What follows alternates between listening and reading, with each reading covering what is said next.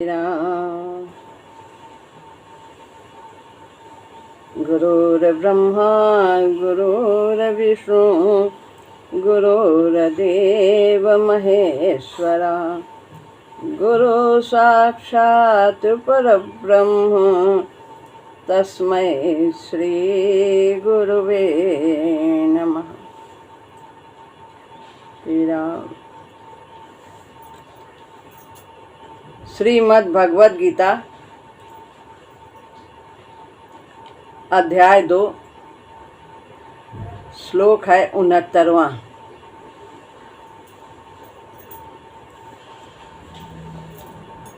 या निशा सर्वभूतानां तस्यां जागर्ति संयमी यस्यां जागृति भूतानि सा निशा पश्यतो मुनेः।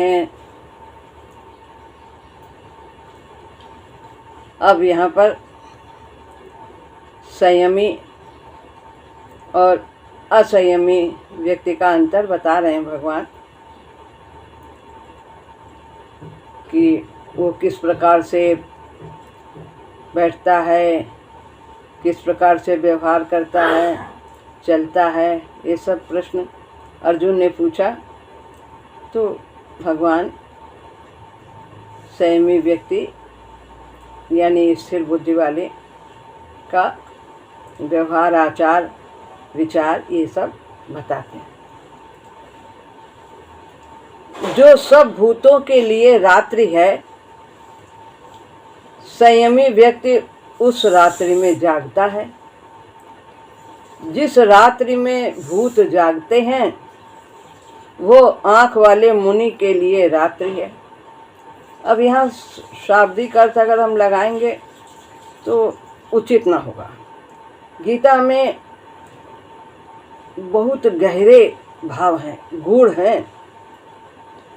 इन्हें गुरु की कृपा से ही समझा जा सकता है। जैसे कि पहले भगवान ने कहा इसी अध्याय में कि बुद्धि श्रेष्ठ है कर्म से, तो अर्जुन भ्रमित हो गए कि बुद्धि तो हमारी कह रही कि युद्ध न करो, तो फिर हम घोर कर्म में क्यों लगे। लेकिन बुद्धि का अर्थ बाद में भगवान ने समझाया कि बुद्धि का तात्पर्य है बुद्धि को परमात्मा से जोड़ दो, निष्काम कर्म से जोड़ दो, समत्व बुद्धि रखो।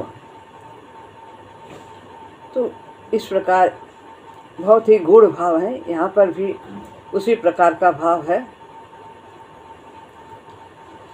जो सब भूतों के लिए रात्रि, भूत का मतलब भूत से नहीं, भूत का मतलब भूत प्राणी से, प्राणी मात्र से, जिनका शरीर भौतिक पदार्थों से बना है, वे सब भूत प्राणी कहे जाते हैं।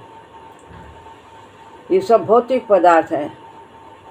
क्षिति जल पावक गगन समीरा गुण आदि जो 24 तत्व हैं, ये सब भौतिक पदार्थ हैं। इनके द्वारा जो शरीर निर्मित हैं, बने हैं, वे सब भूत प्राणी कहे जाते हैं। तो सामान्य प्राणियों और संयमी व्यक्तियों में अंतर को स्पष्ट रूप से कहा है भगवान ने।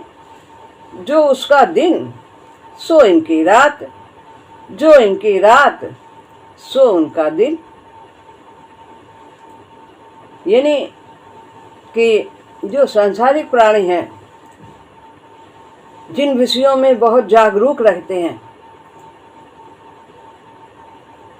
उसके प्रति संयमी व्यक्ति उदासीन रहता है। और जिसके प्रति ये संयमी व्यक्ति साधक जागरूक रहते हैं, उसके प्रति सांसारिक व्यक्ति उदासीन रहता है। उनके लिए वो रात्रि के समान है। जैसे रात्रि में सो जाते हैं, मन बुद्धि सभी कुछ शांत रहते हैं, कोई क्रिया नहीं होती है। तो इसी तरह से वे दोनों में, इन दोनों में अंतर होता है। एक में एक जागरूक रहता है, दूसरे में उदासीन रहता है, दूसरे में वो जागरूक रहता है और सामान्य व्यक्ति उदासीन रहता है। ये अंतर बताया, स्पष्ट करते हैं। क्या रात को जब सूर्यास्त हो चुकता है, संयमी व्यक्ति जागा करता है। जब सब सो जाते हैं तो वो जागता है, नींद नहीं आती उसको, और दिन में सोया करता है। क्या इसका दिखने वाला अर्थ ही प्रधान है, जो शाब्दिक अर्थ है? विलायत में कह रहे हैं, विलायत में तो लोग रात के 2 बजे तक और कभी कभी तो 3 बजे तक भी जगते हैं और प्रातः 8-9 बजे तक सोते हैं। भारत में भी कुछ जो साहब लोग हैं, ऐसा नहीं तो इससे कुछ कम देर तक जगते हैं, कम करते हैं, पर वे संयमी तो नहीं है। वे तो विषयी देखे जाते हैं, जो देर तक जगते हैं और देर तक सोते हैं। उधर तिब्बत में तो ऐसे साधकों के परिचय मिलते हैं जो सोते ही नहीं। क्या दिन क्या रात वे आसन पर ही बैठे रहते हैं, व्यतीत कर देते हैं। क्या ये संयम की पराकाष्ठा है?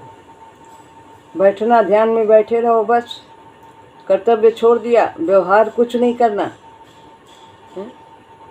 घोड़े को अस्तबल से निकालो ही ना, तो क्या वो संयमी कहा जाएगा? अरे वो जिस कार्य के लिए रखा गया है उस कार्य में उसका उपयोग करना है, जिधर जाना है उधर उसे ले जाना है, यही संयम है। डेविड ओनील की तिब्बत विषय पुस्तक में ऐसी जानकारी मिलती है, महाराज जी ने पढ़ा है तो ऐसा बताते हैं। इतना अवश्य कहा जा सकता है कि जितना आहार लघु और सात्विक होता है उतनी ही निद्रा की कमी हो जाती है। इसलिए रात्रि में वहाँ साधना धाम में कैंप के समय स्वल्पाहार करते हैं, दलिया मिलती है, दूध मिलती है, सब्जी के साथ खाओ। तो भैंस को न्योता नहीं देते। रात में हल्का भोजन सुपाच्य होना चाहिए, गरिष्ठ नहीं होना चाहिए। तो थोड़ा और सात्विक भोजन जब हम खाते हैं तो रात्रि में नींद की कमी हो जाती है। थोड़ी नींद से ही काम चल जाता है, आलस्य नहीं रहता। रात्रि का समय एकांत समय होता है, दुनिया सोया करती है। उस समय प्राण भी शांत हो जाते हैं। जो कामनाएं हैं, प्राण कुछ चाह नहीं करता, शांत हो जाता है, मन भी शांत रहता है। अतः मन सुगमता से निश्चल हो जाता है। प्राण शांत है, कामना नहीं है तो मन भी शांत है। कामना होती है तो मन भी उसी के पीछे लग जाता है। अतः संयमी लोग रात को अभ्यास करते हैं। ये है कि संसारिक जो वातावरण होता है वो शांत रहता है और भजन का वातावरण उस समय अधिक प्रभावी हो जाता है। जो सांसारिक तरंगे हैं वो नहीं रहती हैं। कामनाओं की लोग काम में लगे हैं, तरह तरह के व्यापार, अच्छे कार्य, खराब कार्य, सभी तरह की भावनाओं से युक्त रहते हैं। तो उस समय ज़्यादातर सभी लोग सो जाते हैं, तो वातावरण शुद्ध रहता है। अतः संयमी लोग रात को अभ्यास करते हैं। कोई अर्धरात्रि को ही जग जाते हैं, 3 बजे से ही जाप में बैठ जाते हैं। जब विषयी लोगों के सोने का समय होता है, उनकी नींद पूरी हो चुकी होती है, वो कम सोते हैं, क्योंकि स्वल्पाहार करते हैं। आहार उनका भोजन कम रहता है, हल्का भोजन करते हैं। वो आसन पर जम जाते हैं और विषयी दिन में प्रायः देर तक सोते रहते हैं और रात को देर में सोते भी हैं। ज़्यादातर जो इस प्रकार के हैं असंयमी व्यक्ति, वो देर में सोते हैं, 11 बज गया, 12 बज गया, और उठेंगे भी 8 बजे, 9 बजे, 1 बजे भी सो जाते हैं। अपना मोबाइल देख रहे हैं, टीवी देख रहे हैं, क्या देख रहे हैं। तो साधक जल्दी सोता है और जल्दी जगता है। सूर्योदय के पहले वो ध्यान में बैठ जाता है, भगवान का चिंतन करता है। विषयी दिन में प्रायः देर तक सोते हैं और रात को देर में सोते हैं। संयमी जल्दी सोता है और बहुत जल्दी उठता भी है। ऐसा करने वाले को प्रायः दिन में खाकर थोड़ा सोने की आवश्यकता होती है। जो साधन भजन करते हैं, यदि वो कम सोते हैं रात में, तो दिन में थोड़ा सा ही नींद उनके लिए पर्याप्त हो जाती है। जो 3 घंटे की नींद है वो आधे घंटे में ही पूरी हो जाती है। जो कमी रहती है वो थोड़ा सा दिन में विश्राम करने से ही पूरी हो जाती है। आधी रात से जगा हुआ व्यक्ति यदि दिन में सुस्ताए तो ठीक ही है, अतः वो दिन में सोता है। परंतु यहाँ पर इसका ये अर्थ हमें नहीं लगाना है कि ये सोने का कितने बजे सोते हैं, कितने बजे जागते हैं।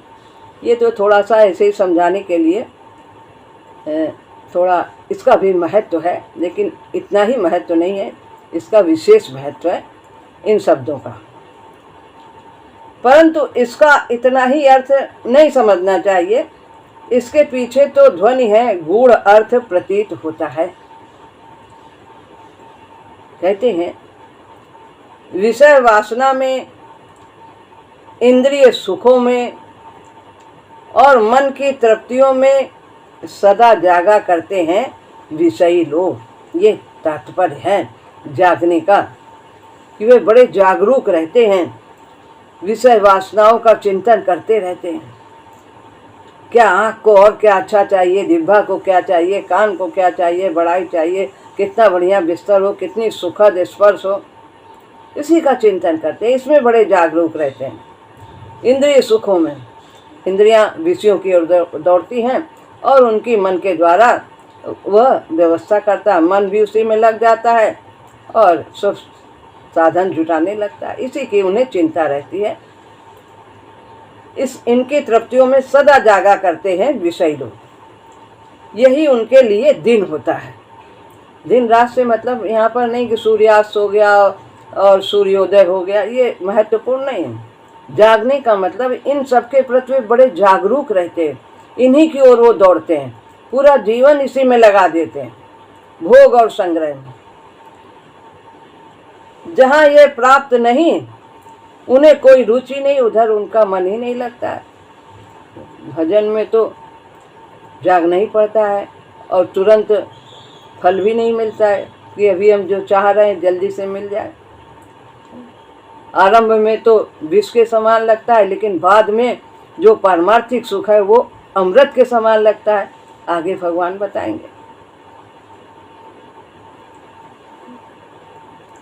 तो वहाँ उनके लिए अंधकार है, रात्रि है, जहाँ ये सब नहीं है, विषय आदि, इंद्रिय सुख और मन की तृप्ति, मन कैसे शांत हो, मन को कैसे सुख मिले, तो वहाँ पर ये उदासीन रहते हैं, उधर जाते ही नहीं, उधर तकते ही नहीं, उधर इनका ध्यान ही नहीं जाता। असंयमी व्यक्तियों का, उनके लिए वो रात्रि के समान है।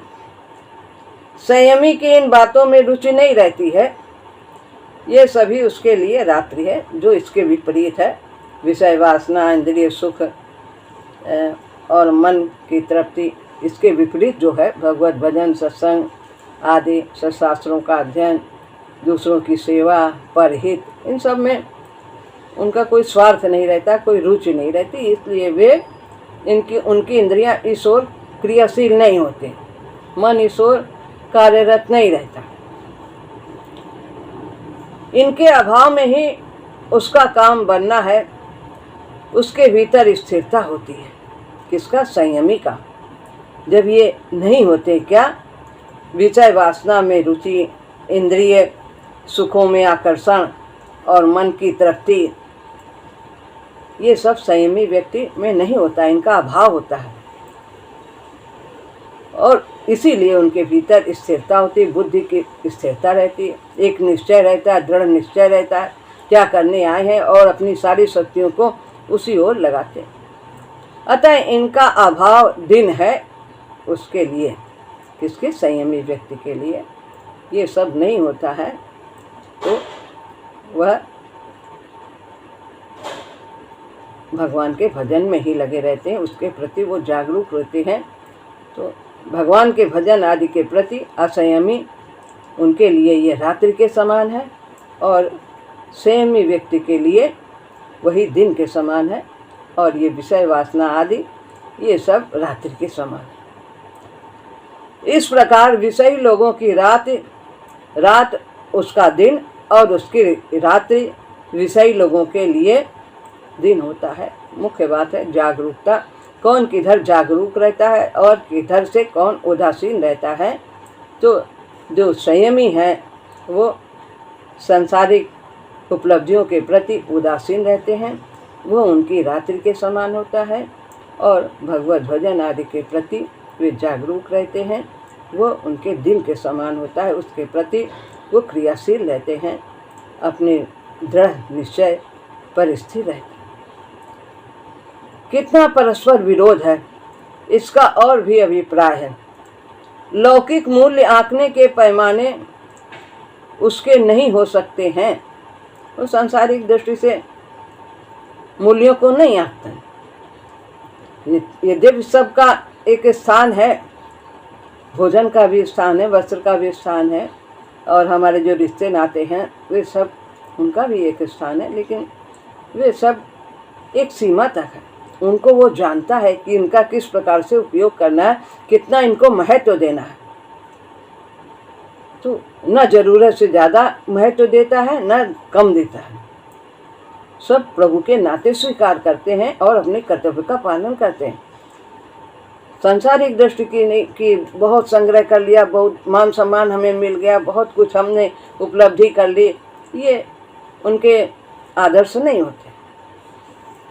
वो दुनिया के आचार को मापदंड बनाकर अपने को ढालने की चेष्टा नहीं कर सकता कि संसार कैसा कर रही, हम भी ऐसा करें, हम भी ऐसा करें ना।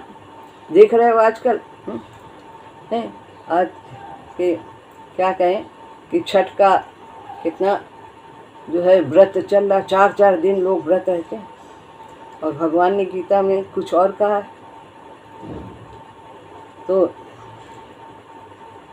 उसमें अंत में 7वें अध्याय में तो इस तरह से धीरे धीरे सभी आगे बढ़ते हैं। अभी सांसारिक वस्तुओं का उनके जीवन में बहुत महत्व है, तो धीरे से जब भोग भोगते जब थकियारा त्राहि त्राहि मन उठी पुकार, तब फिर रास्ता सीधा दिखाई देगा। मेहनत कम और उपलब्धि असीम। तो दुनिया के आचार को मापदंड बनाकर अपने को ढालने की चेष्टा नहीं करता कि सबको वो प्रसन्न करता रहे। सबको वो प्रसन्न कर भी नहीं सकता, भगवान भी नहीं प्रसन्न कर पाते, तो मनुष्य की क्या औकात। कर्तव्य की दृष्टि से कार्य करता है। ऐसा करने से वो पतित हो जाएगा। यदि संसार की दृष्टि संसारिक सबको खुश करने लगे और उचित अनुचित का ध्यान न दे, तो वो उसका विकास नहीं होगा।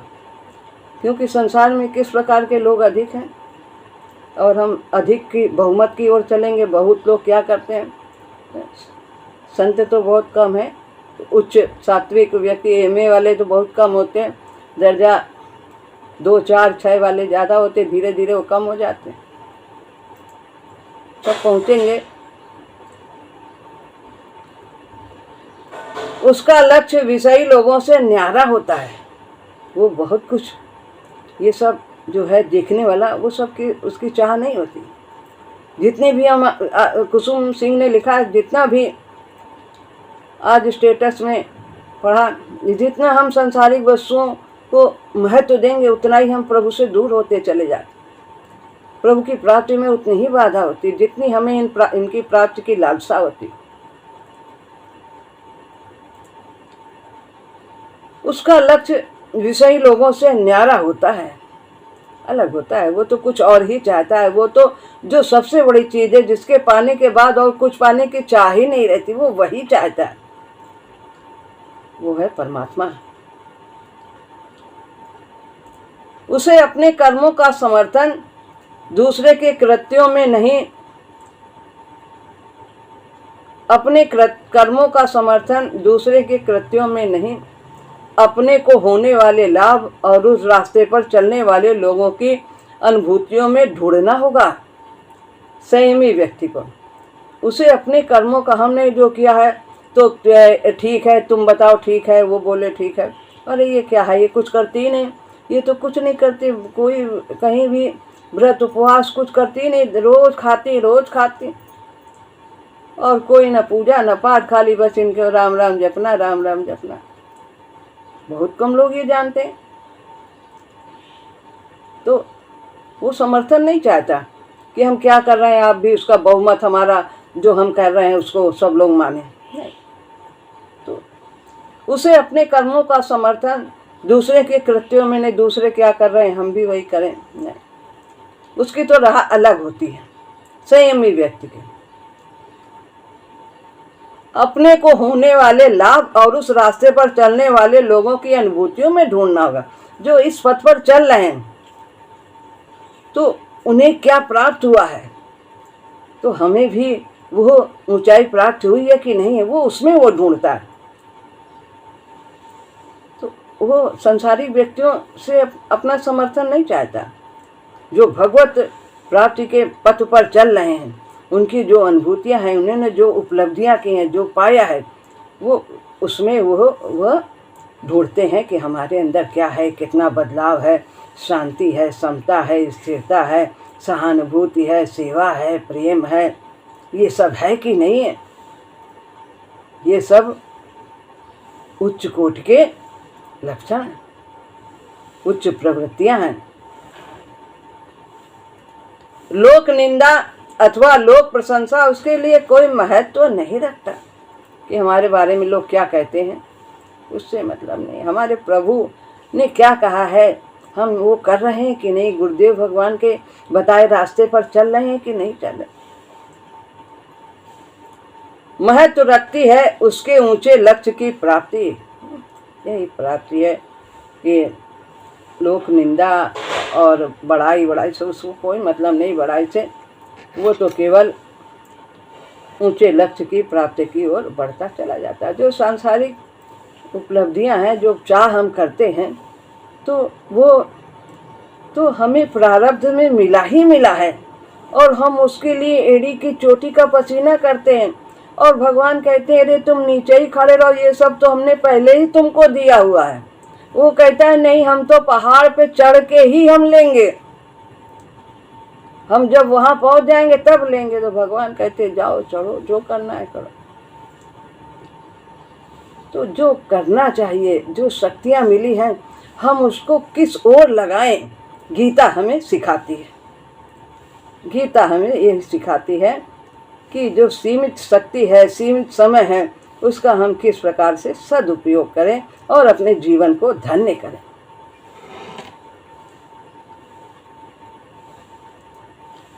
महत्व रखती है उसके ऊंचे लक्ष्य की प्राप्ति। निंदा या बड़ाई कोई महत्व नहीं रखती।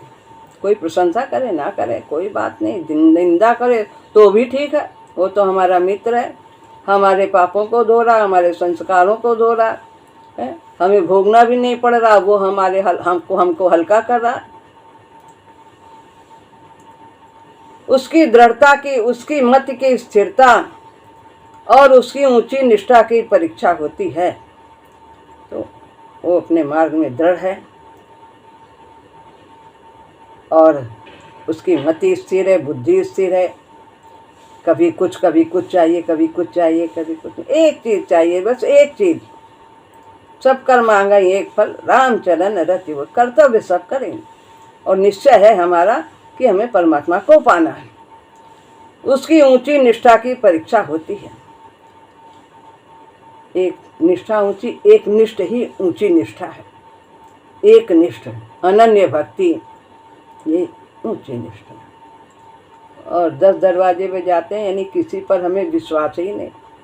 एक ही में सब समाया है, सब कुछ एक ही के अंदर है। जो तू सीते मूल को फूलई फलई अघाय। तो मूल वही है। अनेक बार रास्ते पर चलने में बहुमत सत्य का और ऊंचे पद पर सूचक नहीं होता है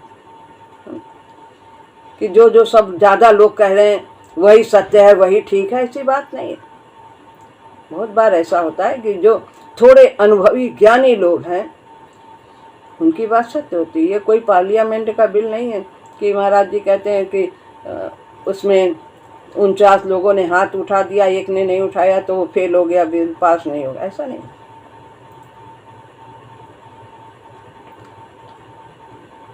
तो सार वाले लोग डगर को छोड़कर चलते हैं।